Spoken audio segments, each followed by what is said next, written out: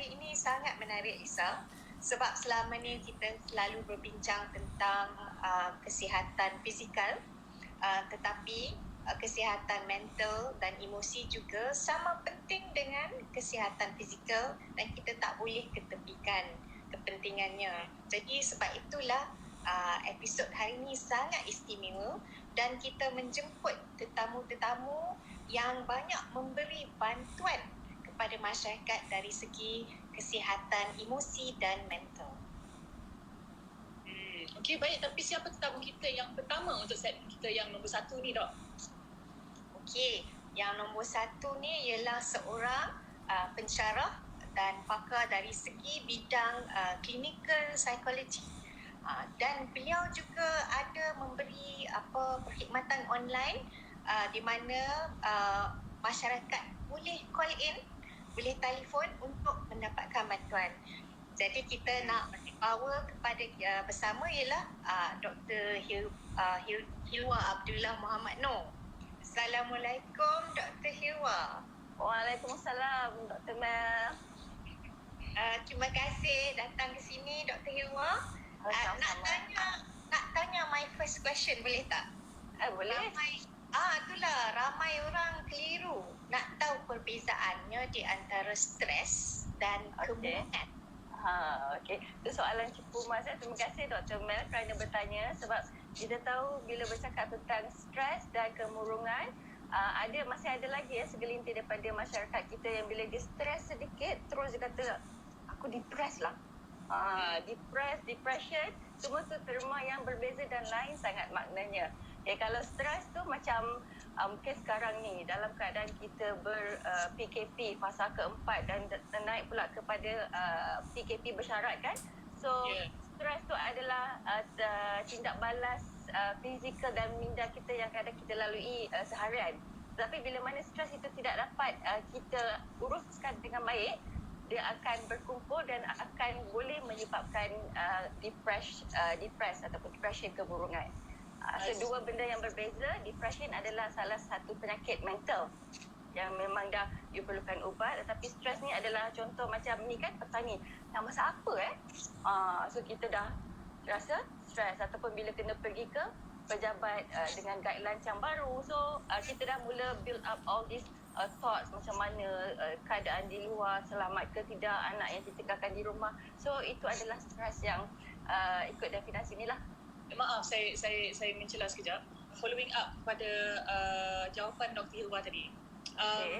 Sebab kemurungan ataupun depression adalah orang kata akumulasi ataupun stres yang terkumpul yang mungkin tidak diuruskan ataupun ditangani, dan kemudian dia menghasilkan ataupun develop kepada depresi ataupun depression.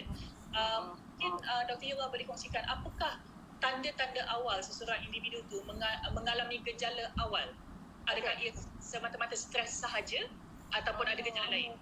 Sekali kita kena tahu untuk bezakan bila mana dah develop kemurungan ataupun depression, itu dia melibatkan komposisi komponen dalam bahan kimia otak, iaitu kita panggil sebagai neurotransmitter. Macam stres ni adalah harian kita daily, dia tak melibatkan perubahan neurotransmitter. Tetapi bila depression, dia melibatkan pengurangan dari segi serotonin, yang kata happy mood, you makan coklat you happy, to increase you punya mood and arousal, so to increase you punya enjoyment. Tapi sebelum nak ke depression tu, ada beberapa simptom awal yang selalunya bila saya bercakap dengan pesakit ataupun to my medium of awareness tu, simptom-simptom yang asal seperti dia rasa penat yang macam you berlari half marathon Dr. Mel for example, tetapi you hanya duduk di sini saja. You dah rasa easily fatigue for no reason, you tidak boleh tidur, sama ada tak boleh tidur ataupun you always nak tidur sahaja. Kemudian melibatkan perubahan dari segi fokus kita akan tend to tidak sharp, ataupun kita tak tahu apa yang kita nak buat pada hari ini. So we have to take extra time untuk kita fikir apakah perkara yang patut kita lakukan. Kemudian dari segi kebanyakan pesakit-pesakit bila bercakap tentang kemurungan ni, dia akan memberi remark yang kata saya dah tak minat lah doktor nak pergi keluar ke mana-mana kedai. Dulu suka lepak kedai, suka lepak coffee house kan. Tapi bila kawan ajak tu, I don't feel like doing anything. So itu kita panggil sebagai anhedonia. Lack of doing pleasures or activities that we used to do, yang kita selalu buat.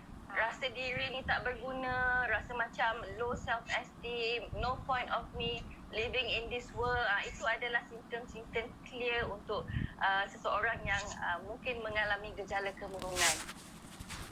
Okay, kalau semasa PKP ni, sebab Dr. Hiwa ada talian hotline kan, seperti mana yang Dr. Imelda katakan tadi. Jadi apa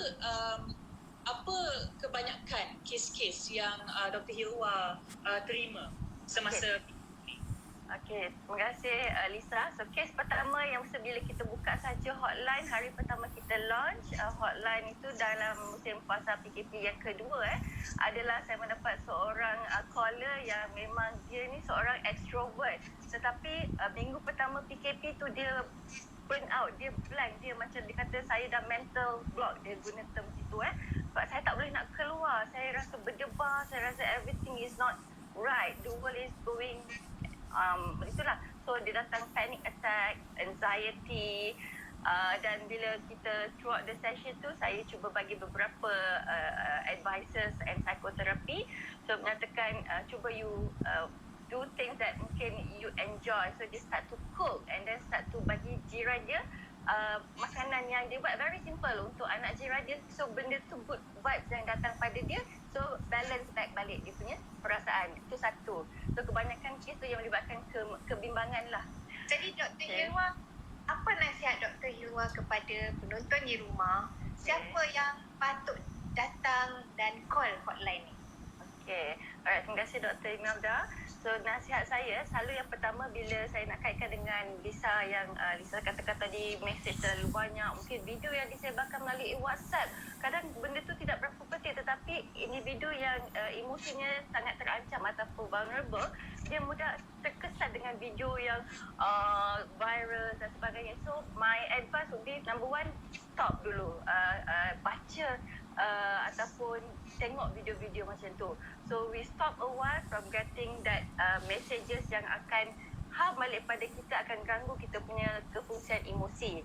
Itu satu. Satu lagi, kita boleh adakan interaksi dengan kawan-kawan melalui Facebook, Instagram, Facebook lah dan sebagainya kan. Dan yang ketiga, bila kita dalam PKP dengan keluarga, so this is the best time, sangat besar hikmahnya yang Tuhan nak bagi pada kita semua, kita buat aktiviti semua-semua bersama-sama keluarga dan berjemaah. Kita kena pandai uruskan jadual harian kita, itulah mengikut prioriti kita. Ya, baik-baik. Terima kasih banyak. Terima kasih sebenarnya Dr. Hiwa kerana sudi bersama kita pada hari ini. Sama-sama. Thank you Lisa. Comel Lisa. Sorry? Hi. Comel. Oh, thank you so much. This is my daughter, Yahaira. Apa? Bagi penonton semua, Dr. Imelda dan juga Dr. Hilwa, kita nak berehat seketika dan kembali selepas ini dalam rancangan Tanya Dr. Imelda. Selepas ini.